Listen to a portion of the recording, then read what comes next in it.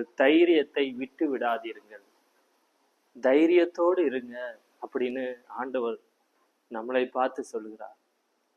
தைரியத்தை இழந்து ஒரு பயத்தோடு ஒரு நடுக்கத்தோடு இருக்கிற ஒவ்வொருவருக்கும் கர்த்தர் கொடுக்கிற வார்த்தை, மனுஷங்க உன்னை பயமுறுத்தி கொண்டும் தொந்தரவு செய்து கொண்டும் நீ அந்த இடத்தை விட்டு நகன்று போகணும் அப்படின்னு உன்னை நெருக்கும் போதும் நீ தைரியத்தை விட்டு விடாத, நீ தைரியமாக இரு என்று ஆண்டவர் நம்மளை பார்த்து சொல்கிறார். நீதிமொழிகள் 28ஆம் அதிகாரம் 1ஆம் வசனத்துல, துன்மார்க்கனோ ஓடி போகிறான், ஆனால் நீதிமானோ சிங்கத்தை போல தைரியமா இருக்கிறார்கள் என்று வார்த்தை குறிப்பிடுகிறது.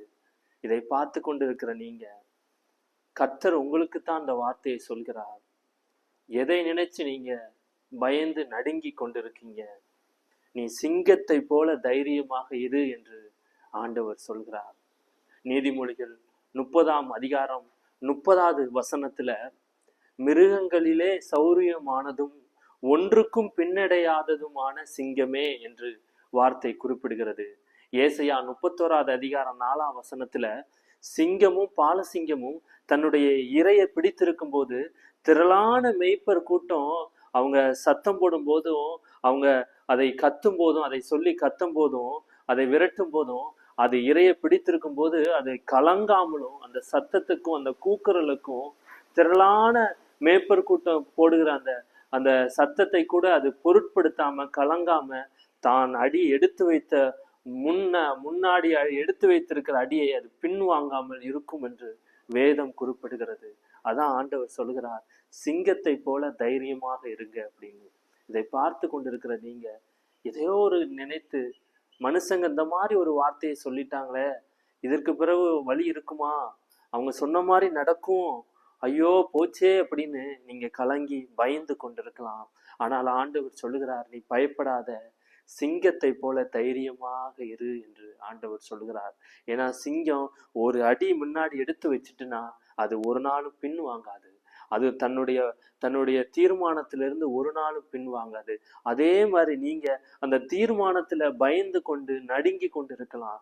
இல்ல, சிங்கத்தை போல தைரியமாக இருங்க என்று ஆண்டவர் உங்களை சொல்கிறார். எனக்கு தெரிந்த ஒரு நபர் சொன்ன ஒரு காரியத்தை குறித்து உங்களோடு நான் சொல்ல ஆசைப்படுகிறேன். அவர் ஒரு இடம் வாங்கியிருந்தாரு. அந்த இடத்துல பக்கத்துல இருந்த இடத்துக்காரர் சொல்லும் போது, நானும் தெரியாம ஏமாந்து இந்த இடத்த வாங்கிட்டேன், இந்த ரூபாய்க்கு கொடுத்து, இது அப்ரூவல் இல்லாதது, இதை நம்ம விற்க முடியாது, நமக்கு எந்த ஒரு வசதி வாய்ப்புகளும் இங்க வராது இந்த இடத்துக்கு, அதனால நானே கொடுத்துடலாம்னு நினைக்கேன் அப்படின்னு அவர்கிட்ட சொல்லும் போது, அவரும் அப்படியா, இந்த இடம் அப்போ நமக்கு வேல்யூ இருக்காதா, நமக்கு அந்த அளவுக்கு இதுல நம்ம இருந்தா நமக்கு எந்த வசதி வாய்ப்பு இல்லாம போயிருமோ என்று அவர் நினைத்து விட்டார். அதை சொல்லும் போது அப்படியே அப்போ இதை என்ன செய்வதுன்னு தெரியலையேன்னு ஒரு நிலைமைக்கு அந்த ஆள் இவரை தள்ளி விட்டார்.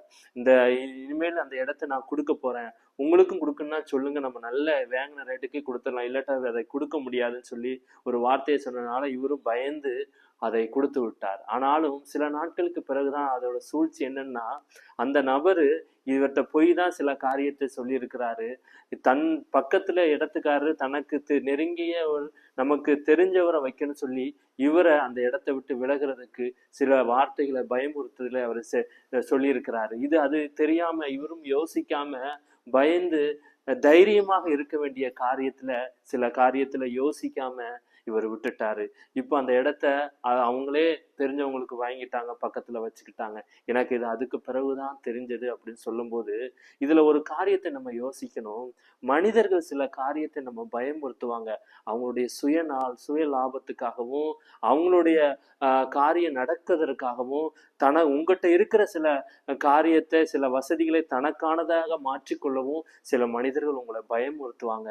நீங்க பயந்துடக்கூடாது.